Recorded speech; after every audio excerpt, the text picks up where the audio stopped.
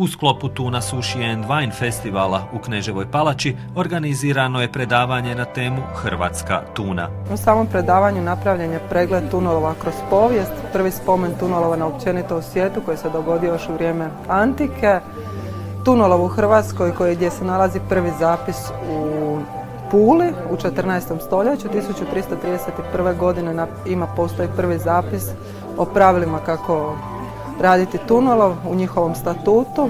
Nakon toga napravljeno je par presije kroz same tipove ribolova, različitim mrežavama kako su se kroz povijest mijenjale. Tada dolazimo do prekretnice i pojave modernog tunolova gdje je Hrvat gospodin Petar Dragić 1917. godine izumio mrežu plivaricu tunolovku koja je dovela do promjene tunolova u cijelom svijetu. Kroz stoljeća ulov tuna u Hrvatskoj bio je pasivan, a temeljio se na dočeku tuna u stalnim uvalama ili u traženju tuna uz obalnu zonu.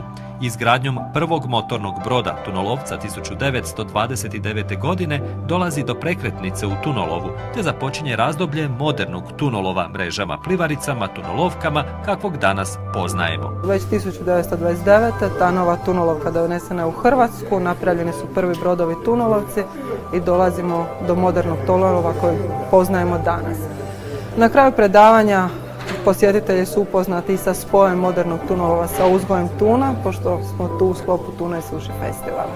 Ulov, ali i uzgoj tune iz dana u dan postaje sve značajnija gospodarska grana kako u Zadarskoj županiji, tako i na cijelom prostoru naše obale.